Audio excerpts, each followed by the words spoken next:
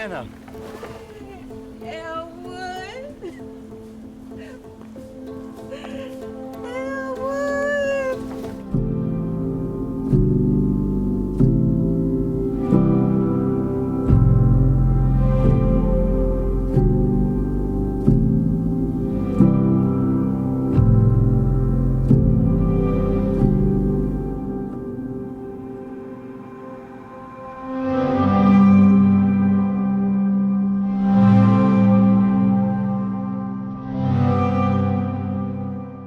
Like I, grew up on military bases. Both my parents were in the military, and fell in love with sports and karate really early on, and then came to art after I lost basketball. I always recognized that film, was transportive and otherworldly, and was maybe the deepest relationship to the external world outside of being like immersed in water and or staring deeply in someone's eye.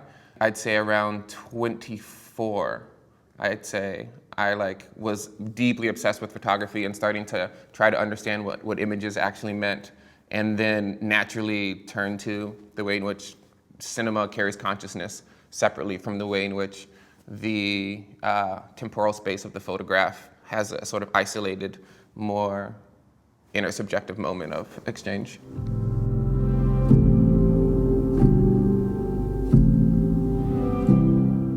I'm first generation, so both my parents are immigrants from the Caribbean. And both of my parents are also scientists. My mom is a neuroscientist and my dad was a physiologist.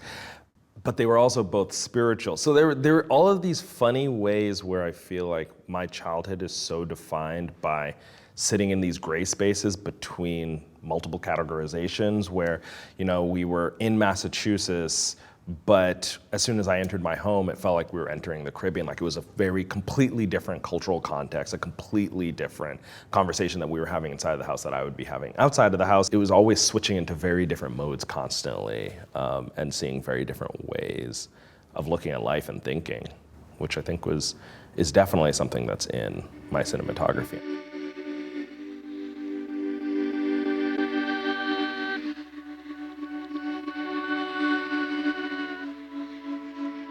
I think in this moment it seems obscene to compare the two because the death of my mother was way more tragic and painful than the loss of basketball. But basketball was kind of my first love that I chose.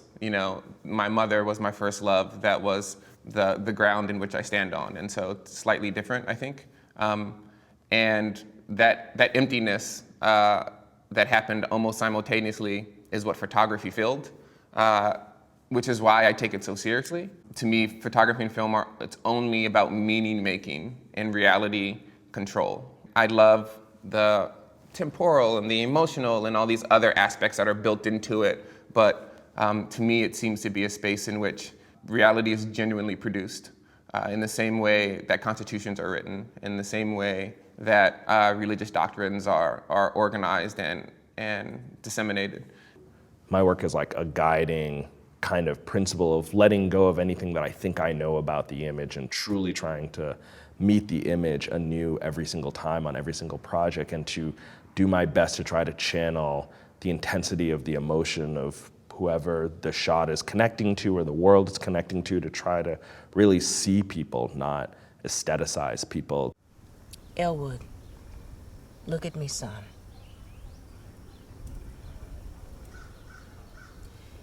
He said what we have here is a classic miscarriage of justice. That's what he said.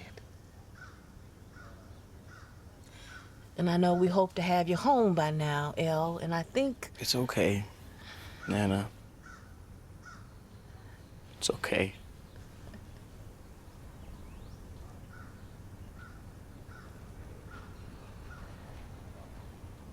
I let you down. I'm okay, yeah. El, I let you down. No, I'm okay. I'm hanging in there. Core idea was like, what if we gave Turner and Elwood their own cameras? Like, what would they see and how would they make meaning if they were using the camera as an extension of consciousness? To build what RaMell was looking for kind of necessitated unlearning everything that I think I know about cinema. We wanted to build an image that didn't look like sight, but felt like sight, that felt like memory. Ideally, we wanted to build images that were jazz-like, but jazz is music, so it's a heavily regimented and structured form that within that structure are moments of improvisation, moments of solos, but still the form and the container around it is incredibly rigid because we need that to understand music as differentiated from noise. So I think for us it was a similar approach of kind of, meticulously documenting every single pan, every single tilt, every single motion you see in the movie was premeditated by RaMell and I. Our shot list was almost 30 pages of literally just like detailing out where the gaze goes. In writing the film, Jocelyn and I kind of set out to use the form of cinema and employ Colson's mythology to try to make a film that is as complex as the problem. And that is hyperbole. It's like kind of pretentious. Like, how do you even do that? Like, what does that even mean?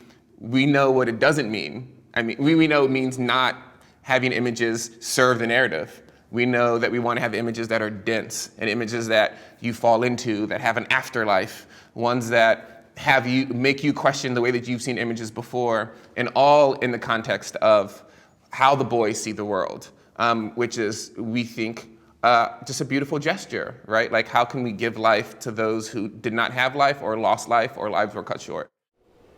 If everybody looks the other way, then everybody's in on it. If I look the other way, I'm as implicated as the rest. It's not how it's supposed to be. Don't nobody care about supposed to. The fix has always been in. Game's rigged.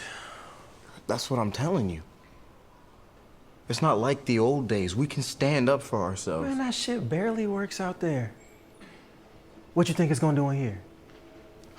We truly had to, build things from scratch and try to find images that we hadn't quite seen in that way, but needed to be told in that way. And I think first and foremost, to create an image that was immersive, to create an image that could honor the fact that these boys are real people. They're real people who, in the case of some of them, actually lost their lives to this institution. So I think that brings a profound responsibility to reflect the deep complexity of humans, of humanity. Looking through the Dozier document, those images of the portraits of the boys, there's no images that are more powerful, right? Like, we're gonna be, contemplating making this and making that, but you look at this portrait and you're like, this is it. How can we contribute? What would the world look like if every instance an image had been made, it had been photographed as if the photographer was shooting their brother, their sister, their mother? How do we photograph it in that way, especially in images like seeing Aunjanue Ellis, who plays Hattie? The camera can't see her as Elwood's grandmother. It can't see her as Aunjanue. It has to see her as my grandmother.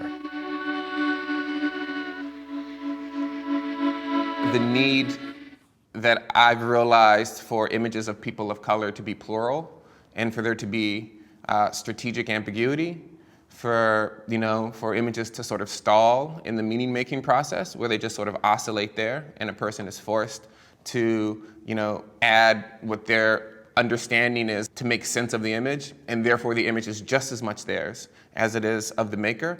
I don't think that these ideas in themselves are new, but I think in the context of Black representation, they're a necessity, because images of people of color historically have been deeply utilitarian, and they've been tied to an ideology that has not had good faith in the way in which they're using the complexity of the image. You don't remember? Remember what? You really don't remember. Who's about to fall? You about to fall, El? Turner! Turner! This isn't the fight!